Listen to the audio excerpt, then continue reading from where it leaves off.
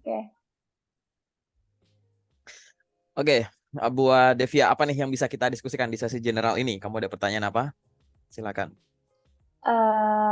Sebenarnya aku mau ngucapin thank you dulu, Mas. Udah meluangkan waktunya.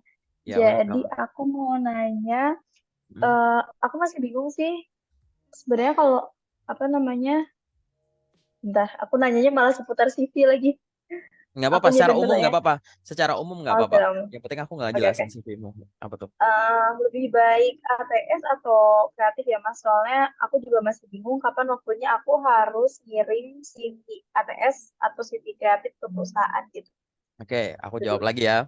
Ini pertanyaan yang udah amat sangat sering ditanyakan, tapi nggak apa-apa. Nanti kamu share ke teman-temanmu juga, barangkali ada yang butuh. ATS sama kreatif, sampai detik ini November 2023, dua-duanya sama-sama bagus. Kelebihannya itu ya ada plus minusnya, kayak gitu. CV tipe ATS friendly memang ditujukan, diutamakan kepada proses rekrutmen, di mana seleksi awalnya itu menggunakan sistem ATS. Nah, sistem ATS ini biasanya salah satunya itu ada yang pakai sistem perankingan gitu loh. Jadi sebenarnya ATS itu tuh luas ya. Mulai dari database pelamar, ada data ini itu, ngeproses ini itu, yang gugur berapa, yang keterima berapa. Sebenarnya itu sistemnya itu gede, tapi di dalam itu ada sistem perankingannya kayak gitu. Nah, biasanya sistem CV ATS itu akan disarankan kalau kamu ngirimkan via satu official website perusahaan, apalagi perusahaan-perusahaan gede. Yang kedua, kalau kamu kirimnya itu lewat job portal tertentu kayak gitu. Nah, itu disarankan pakai CV yang ATS friendly.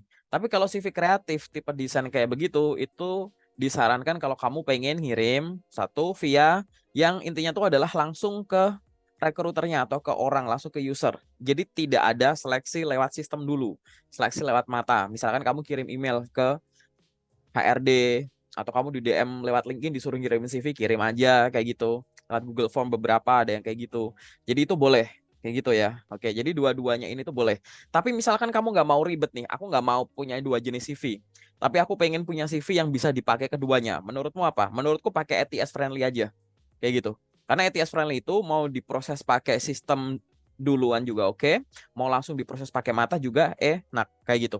Tapi keduanya ini sama-sama oke ya. Sampai detik ini tuh belum ada pernyataan resmi bahwa menggunakan CV tipe kreatif itu udah jadul, udah nggak boleh. Semua harus pakai ATS friendly ya, nggak ada kayak gitu. Dua-duanya masih oke. Oke. Nah, inti dari keduanya itu apa? Satu bener dari sisi desainnya masing-masing gitu ya.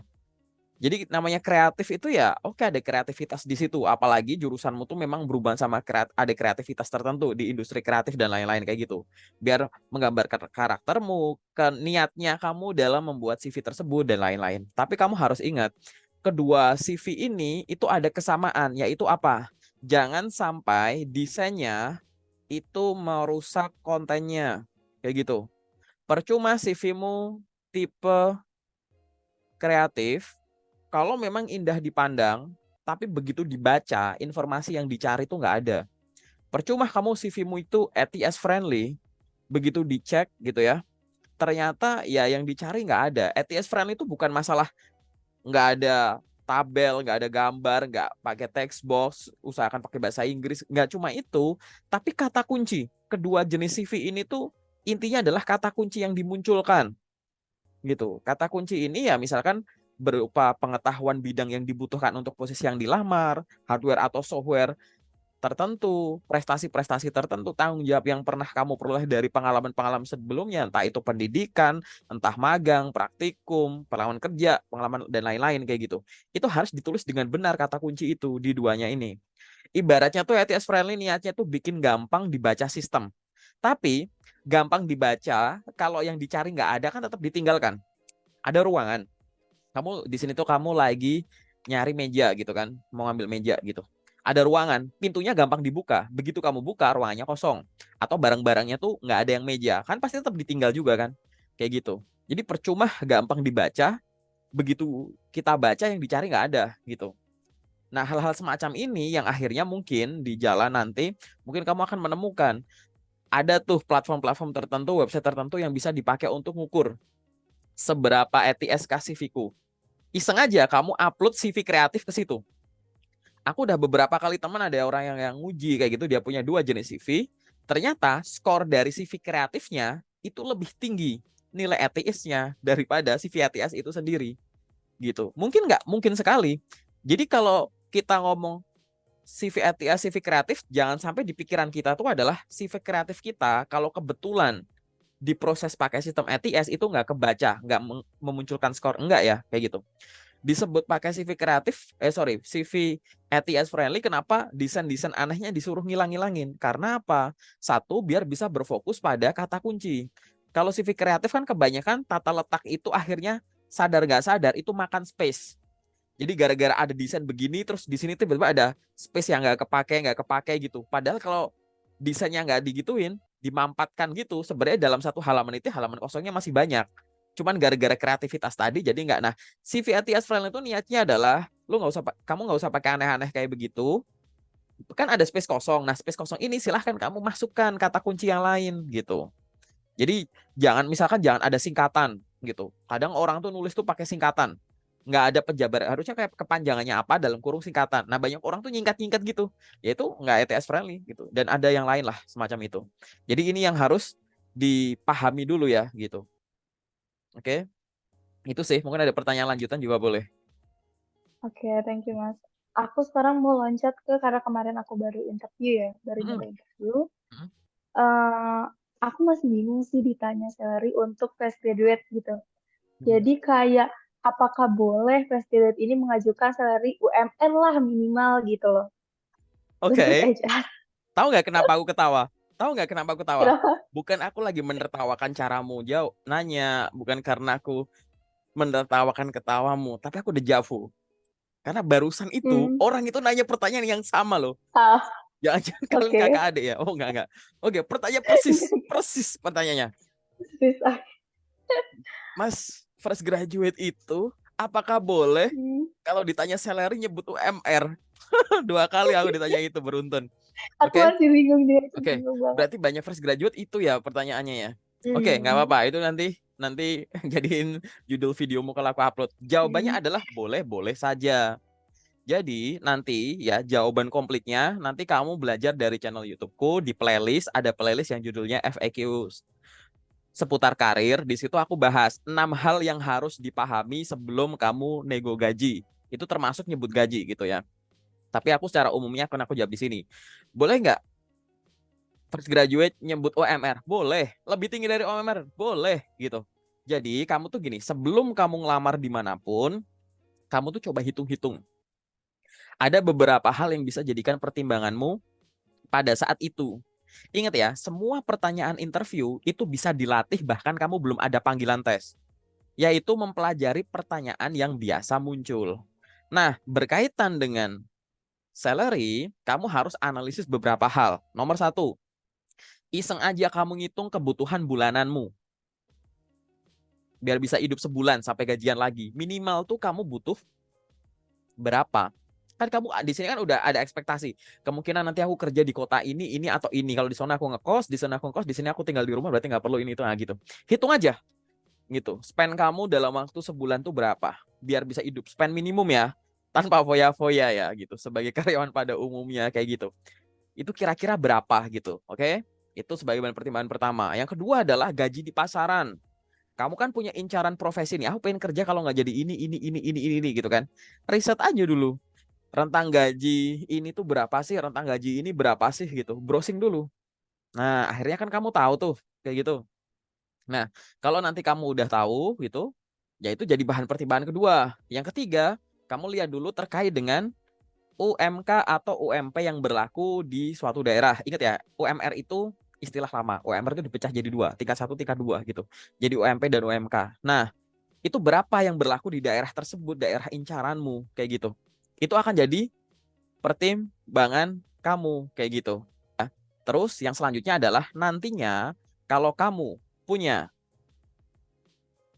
pengalaman kerja, maka yang jadi pertimbangan kamu, aku share whiteboard ya di sini. Gitu. Yang nanti jadi pertimbangan kamu adalah gaji terakhir atau gaji tertinggi terakhir. Kamu udah lihat di sini aku share whiteboard ya, kayak gitu. Oke, nih aku kasih nih. Ini namanya sumbu kok miring? Katakanlah ini namanya sumbu nominal gitu. Ini 0 rupiah, ini sekian gitu. Nah, tadi ada beberapa pertimbangan tuh. Di sini tuh misalkan biaya hidup. Di sini itu misalkan hasil riset gaji. Di sini tuh UMP atau UMK. Terus di sini gaji terakhir atau tertinggi terakhir gitu misalkan. Di sini ini namanya sumbu sumbu apa ya misalkan ya usulan. Nah, gitu. Biaya hidup. Kamu tuh minimum tuh bisa hidup tuh berapa sih kayak gitu? Oh, setelah aku hitung-hitung tuh, misalkan ini ada sumbu ya. Ini 1, 2, 3, 4, 5, 6, 7 juta. Misalkan segini dulu aja. Kayak gitu. Oh, biaya hidupku tuh minimum tuh kalau dibutuhin tuh ya 4 juta sampai 5 juta lah. Minimum tuh 4 juta di sini misalkan. Sampai 5 juta berarti ada di rentang ini. Ini biaya hidup. Oke? Terus sekarang untuk beberapa posisi yang kamu incar, gajinya tuh biasanya untuk junior tuh berapa sih gitu? Oh, biasanya tuh ada yang gajinya itu sekitar 3,5 di sini misalkan 3,5. Coba aku ganti warna ya. Misalkan gajinya itu kayak 3,5 sampai dengan ada yang bisa sampai 7. Wah, rentangnya segini misalkan. Gitu, paham ya? Gitu. Terus habis itu kamu lihat lagi posisi-posisi yang kamu incar itu berapa OMP dan OMK-nya gitu. Oh, ternyata ada yang 4, misalnya kamu incar daerah tempatmu misalnya ada yang 4 juta sampai dengan 6 juta misalkan. Sampai sini misalkan. Misal aja. Gaji terakhir atau gaji tertinggi terakhir. Oh, aku masih fresh graduate. Dulu aku pernah freelance sih, sehari dapat 50.000. 50.000 berarti kalau kali sebulan 1,5 juta. Ya, aku pernah gaji terakhirku di sini karena aku cuma magang misalkan gitu. Dulu aku pernah magang di sini misalkan. Nah, pada saat kamu kayak begini, kan kamu sebenarnya apa? Sebenarnya kan bisa narik garis yang kan kamu pengennya ini masuk, ini masuk, ini masuk, ini juga masuk ya enggak? Ibaratnya kan kalau bisa tuh minimum di nilai minimum masing-masing poin ini lebih tinggi juga mau dong, ya enggak? Misalkan ini biaya hidup minimal 4 Iya. juta. Kalau 5 juta mau dong, ya mau. Paham enggak? Jadi kan ibaratnya kamu bisa narik apa? Nih loh garis gini misalkan. Hmm, Paham enggak? Gitu. Ini oke, kan oke, sebenarnya oke. sumbu minimum yang ibaratnya ini masuk, ini masuk, ini masuk, ini jelas Hmm, masuk. Orang melampaui di atasnya siapa yang nggak mau gitu. Gitu loh. Paham kan? hmm, Terus ada rentang ini. hmm, hmm. Nah, sini. Nah, ini akan jadi nominal yang akan kamu perjuangkan. Kan gitu sebenarnya. Jadinya apa? Rentang. Berarti berapa nih? Tuh, 2, 3, 4. Oh, misalkan ini 4 sampai dengan 5 juta. Berarti 4 sampai dengan 5 Hmm. juta. Gitu. Apakah 4 sampai 5 juta ini boleh aku usulkan? Boleh. Tapi yang kedua, di sini tuh kan kamu harus ngelihat ini nih. Biaya hidup minimum di sini. Hmm, Ya kan? Kalau kamu naruh 4 hmm. juta, nanti kalau ditawar lebih rendah lagi nggak hidup kamu kayak gitu kan, masa ngamen di jalan gitu ya, ya kan, padahal kamu harus kerja lah, gimana caranya gitu. Kalau jadi mahasiswa enak ya, aku suka keliling ngamen gitu kan, cuman ini kan nggak bisa. Nah, lalu apa yang harus kamu lakukan? Hmm. Ya udah sih, dinaikin 500.000, 500.000, paham nggak gitu. Iya, iya, iya, Berapa gaji iya. yang Anda harapkan? Berdasarkan pengalaman dan kemampuan saya sebagai seorang fresh graduate, di mana saya memiliki pengalaman magang dan ini, saya ingin mengajukan gaji antara 4,5 sampai dengan 5,5 juta per bulan. Kayak gitu misalkan. Hmm, Boleh, kayak begitu. Tapi pertimbangannya begini, paham nggak? Gitu. iya. Masuk akal kan? Gitu. Jadi kan akhirnya terakomodasi kalau kamu bikinnya kayak begini. Gitu. Udah lama aku nggak nerangin tapi pakai begini ya gitu. Tapi di sini paham ya? Hmm. Gitu Paham, ya. paham, paham, paham. Nah, kayak gitu. Iya. Jadi kalau udah narik garis begitu, tinggal apa? Nanti lihat dulu. Karena ibaratnya Hmm. ada yang kamu sampaikan secara lisan, ada yang misalkan kamu pakai job portal tertentu atau cara tertentu, gaji yang diharapkan harus ngisi di situ. Nah, ngisi di situ lihat Iya, dulu, iya. dia butuhnya nilai tunggal atau rentang gitu. Kalau rentang juga boleh, Hmm. masukin aja rentang dengan cara tadi. Tapi kalau misalkan di Hmm. situ nyebut tunggal, karena kamu punya rentang, ya udah nyebut aja nilai tertinggi atau jumlah bagi dua, terserah. Jadi kalau di nego kamu masih aman, masih bisa hidup gitu loh. Hmm. Kayak gitu caranya. Nah, coba dulu riset dulu, jangan nyebut asal. gitu. Nah, kalau kayak begitu akhirnya boleh nggak? Ya boleh. Banyak lowongan-lowongan yang fresh graduate langsung 2 digit, banyak banget kayak gitu, ya kan? Gitu. Jadi ibaratnya jangan jadikan UMP atau UMK itu tolak ukur. Ini memang level fresh graduate. Ya enggak kayak gitu. Itu bukan level fresh graduate, itu lebih kayak ke level pengalaman ya. Value kamu sih Hmm. sebenarnya. Kalau ada fresh graduate di gajinya lebih dari itu ya memang value kamu sama hal itu. Kayak gitu. Memang memang mahalnya segitu gitu. Misalnya aku banyak nih teman-teman pramugari abis keterima kayak gitu. Beberapa maskapai yang ngasih gajinya 6 juta, 7 juta. Ada teman yang sekali masuk 15 juta kayak gitu, ada yang 20 juta gitu. Ya nggak masalah gitu. Kenapa? Banyak perusahaan yang tidak menerapkan UMP atau UMK dari daerah di mana dia Hmm. kerja. Karena faktornya itu dari profesionalitasnya dia, keilmuannya dia, resiko pekerjaan dia, dan hal-hal dalam tanda kutip yang dia itu korbankan Hmm. gitu. Contoh misalkan apa? Kamu kerja di migas kayak gitu.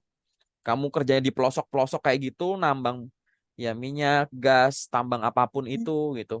Kalau itu di daerah-daerah yang ngikutin kayak begitu, padahal kerjanya itu high risk, masa iya pakai UMP UMK kan enggak gitu loh. Nah, ini hal-hal semacam ini yang harus kamu pertimbangkan.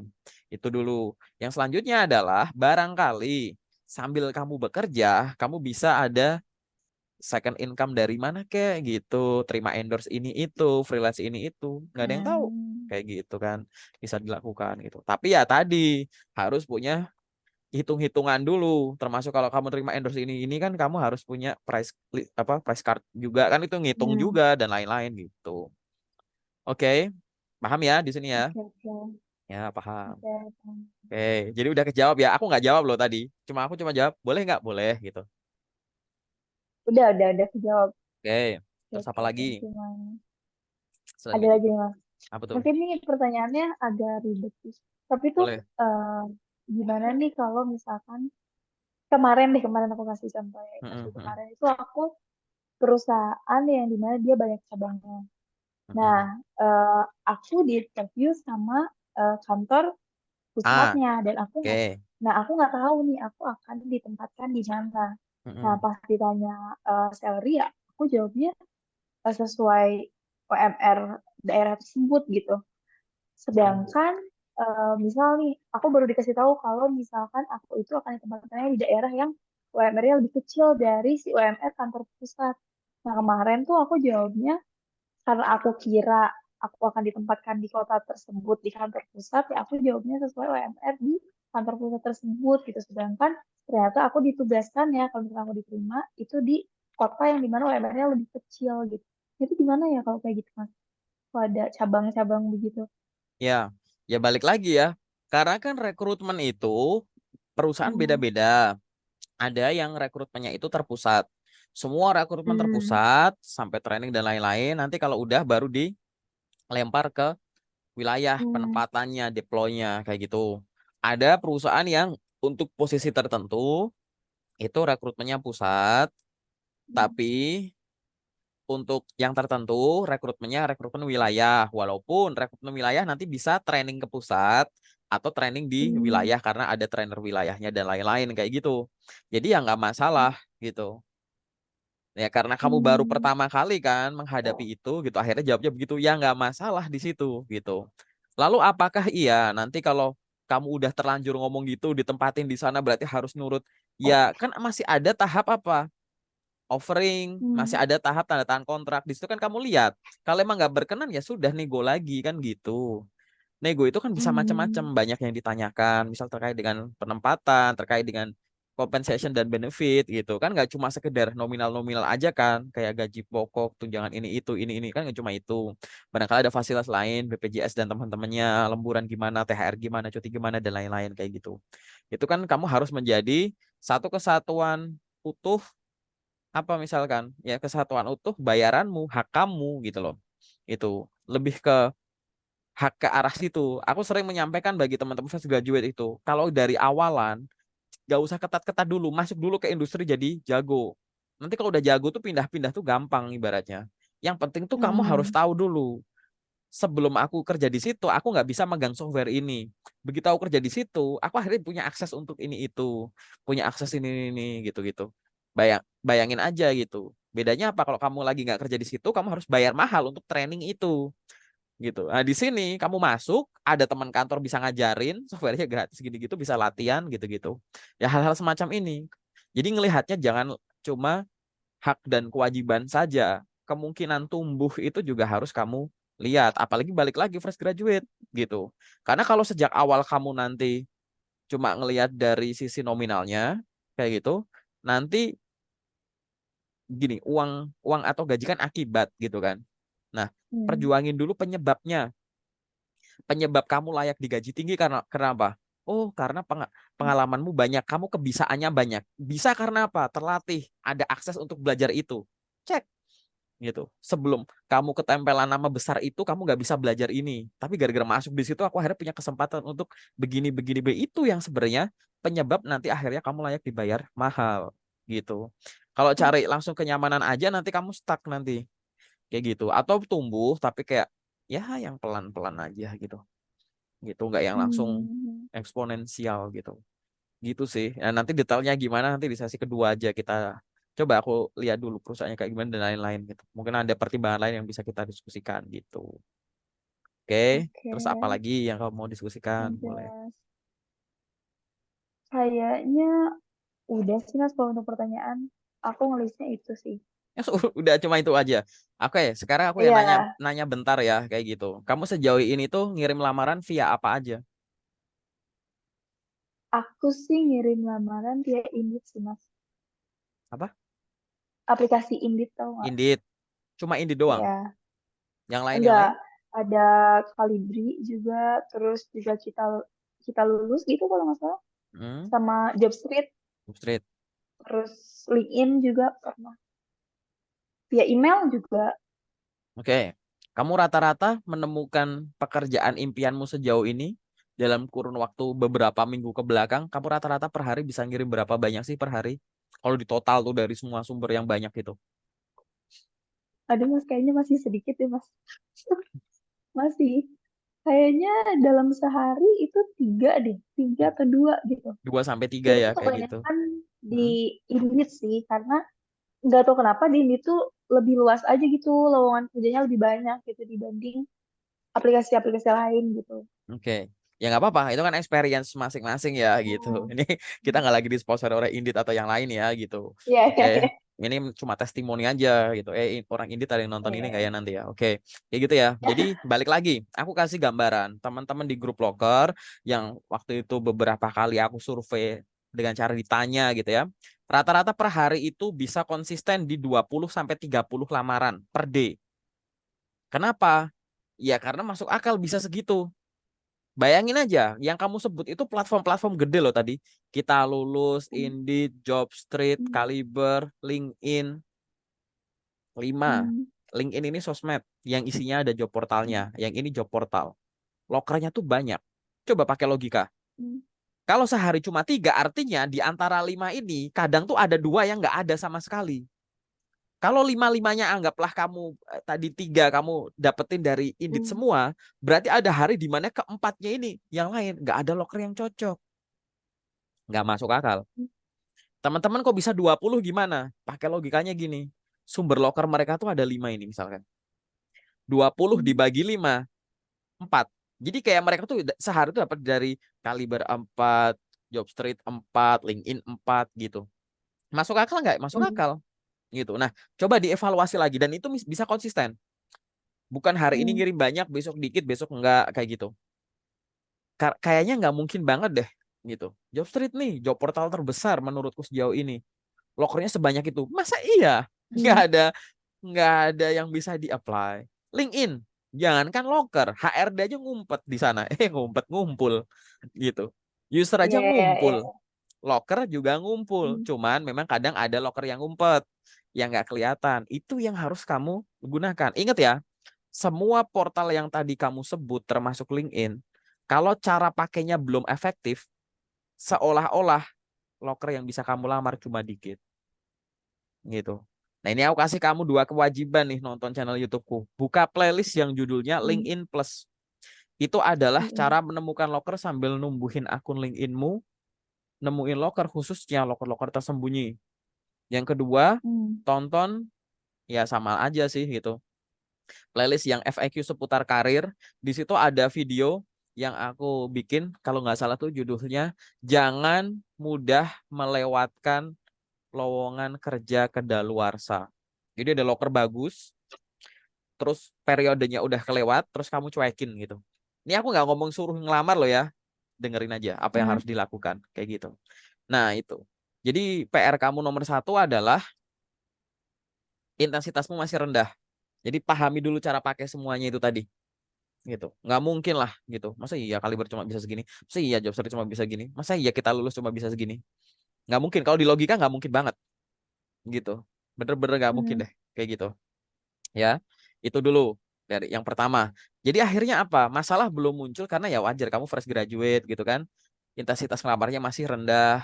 Tapi kamu udah menghadapi interview. Nah ini kan bagus nih artinya. Berarti Hmm. efektif gitu loh. Cuman coba kita pakai logika. Seminggu kamu ngirim 50, dari 50 yang kamu kirim panggilan yang sampai interview ada 5. Ya udah tingkatin aja. Hmm. Kalau kalau kita pakai Hmm. logika bodoh aja, kalau ini jadi 100 berarti harusnya 10 panggilan tes. Kalau di 150 gitu. Itu memotivasi diri gitu, ditarget Hmm. gitu. Aku sering ngomong ini, ngirim lamaran itu jangan cuma ya yang ada aja deh, nanti habis itu udah no. Target sendiri coba. Aku sehari itu masing-masing sumber kalau bisa tuh minimal 5.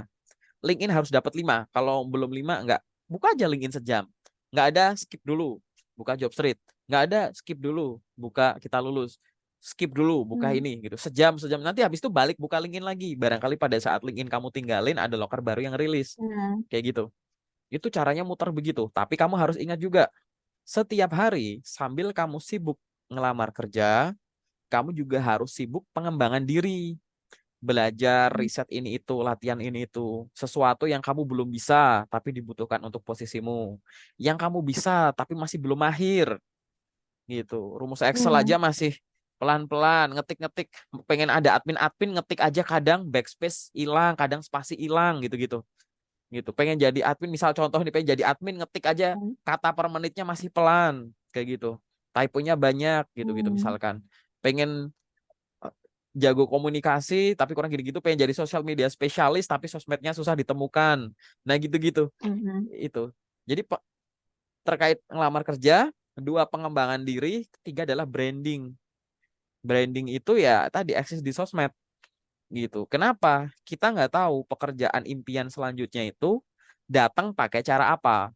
Ada orang yang dapat kerjaan itu gara-gara melamar, ngirimin lamaran, ngikutin tahapnya, akhirnya dapat kerja.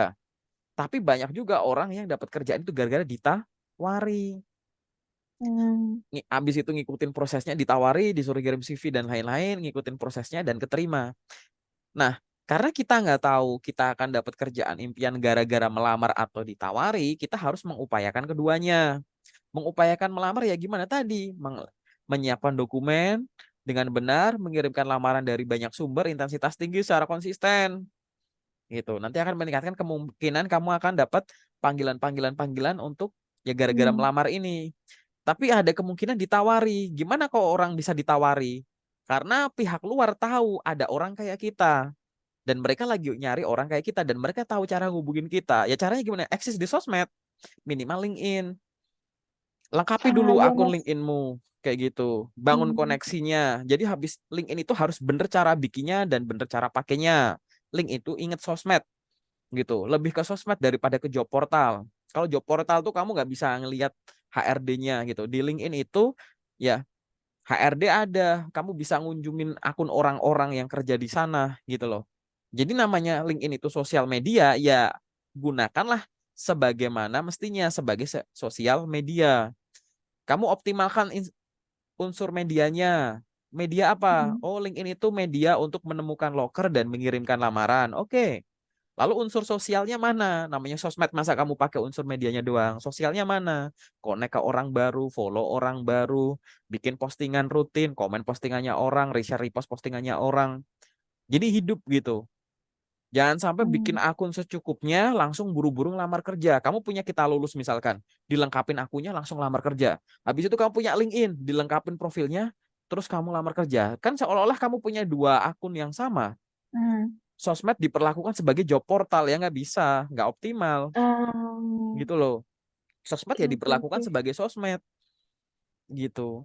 Jadi harus Hmm. ada interaksi dengan orang-orangnya. Bahkan dengan interaksi dengan orangnya, kalau ada loker yang lagi nggak dibuka, tapi kamu akrab, orang yang ngunjungin akunmu, di-review, cocok, ditawarin. Kamu open nggak untuk posisi kerjaan kayak begini? Penempatan kayak gini, mau nggak? Kayak gitu. Coba kirimin CV-nya. Banyak kesempatan-kesempatan datang. Itulah loker-loker tersembunyi LinkedIn. Hmm. Gitu. Loker-loker tersembunyi LinkedIn yang memang ada di situ, yang bisa kamu upayakan. Gitu. Nah, hal ini nggak bakalan terjadi kalau kamu nggak pakai LinkedIn secara optimal. Itu kita baru ngomongin LinkedIn. Coba kamu link lagi ke akun TikTokmu, ngelink lagi ke akun IG-mu gitu. Coba mikir di sini nih, gimana caranya kalau orang nyasar di akun IG-ku bisa nemuin LinkedIn-ku, nyasar di TikTok-ku bisa masuk ke LinkedIn-ku. Orang kalau nyasar Hmm. di LinkedIn-ku, mereka percaya kalau aku ahli di bidang ini gitu. Gitu. Ya itu Hmm. harus dilakukan, diupayakan. Karena kita lagi mengupayakan, mungkin aku keterima atau lolos tes gara-gara melamar, mungkin gara-gara ditawari. Itulah tiga Hmm. kegiatan yang harus dilakukan tiap hari. Melamar kerja, pengembangan diri belajar sesuatu, sama branding di sosmed. Jangan tiap hari cuma ngelamar kerja doang, nggak ada sosmed yang kau pegang. Sosmed cuma scroll-scroll aja, teman tidur gitu, nunggu Hmm. ngantuk gitu, gitu. Enggak. Jangan tiap hari kamu ternyata cuma ikut seminar, webinar mulu, nggak ada yang lamar kerja, nggak ada yang ngurus sosmed. Jangan cuma ngurus sosmed mulu gitu. Hmm. Apply jobnya 2 hari sekali. Lo takutnya ada saat kamu nggak buka tapi loker yang cocok buat kamu pas lagi rilis. Begitu besok kamu buka itu udah tenggelam Iya. infonya. Malah atau pelamarnya udah banyak, udah ratusan orang. Kan banyak tuh pekerjaan-pekerjaan impian, pekerjaan-pekerjaan favorit yang mungkin juga Hmm. kamu incar, di mana tuh orang udah berburu tuh, udah nungguin tuh. Begitu rilis, langsung tuh, wah yang lamar langsung banyak gitu. Nah ini Iya. hal-hal semacam ini jangan sampai terlewat. Itu sih, barusan kamu mau nanya apa? Iya. Kok tahu Mas? Hmm? Kenapa? Kok tahu? Aku mau Ya, nanya. kelihatan dari mata, Eh, baca muka aja. Ya ntar ya gitu. Ntar kau belajar, jangan, oke. jangan, jangan. Belajar yang namanya micro expression gitu. Jangan sih, itu orang Oke, psikologi, oke. tapi aku bukan psikologi gitu. Kelihatan tetek gitu, oh ini mau nanya gitu. Oke, Iya, iya, aku mau nanya. Mas, kenapa? sebenarnya kalau misal, aku keingetan tadi ngomong LinkedIn, sebenarnya portofolio tuh harus nggak sih di-up di LinkedIn? Oke, di semua sosial media jangan pernah ngerilis informasi pribadi. Informasi pribadi itu misalkan kayak KTP, KK, SIM dan lain-lain. Yang artinya Hmm. kalau di sosmed apapun termasuk LinkedIn, jangan kamu bikin postingan dengan melampirkan CV.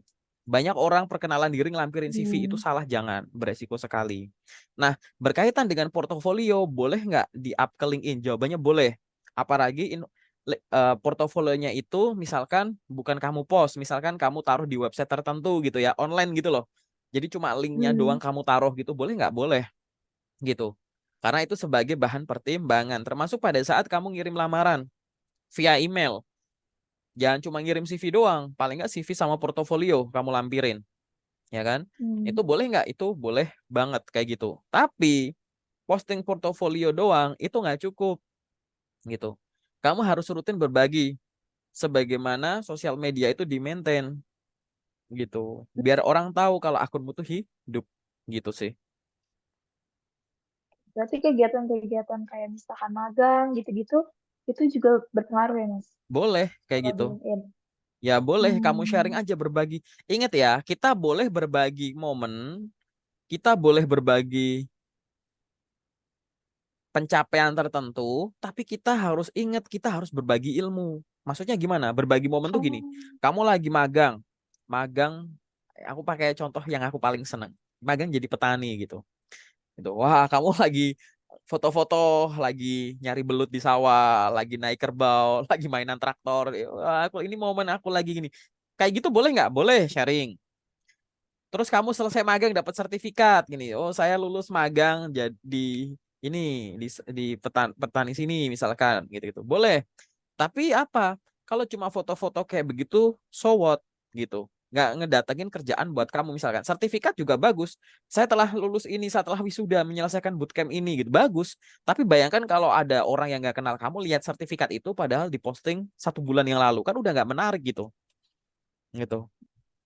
Setelah kamu bikin postingan itu, pencapaian atau momen-momen tadi dan pencapaiannya, kamu harus berbagi apa? Ilmunya. Besok bikin konten. tips menanam ini di rumah, besoknya tips menanam ini di rumah, gitu-gitu. Bagi saya wisuda dari sini jurusan apa misalkan jurusanmu? Bahasa Jepang. Wah, sastra Jepang gitu. Ya udah, kenapa kamu nggak bikin? Wih, jurusanmu kayak ini ya, kayak adikku ya. Oke, oke, oke, sorry, terdistract adik ya, orang sastra Jepang itu.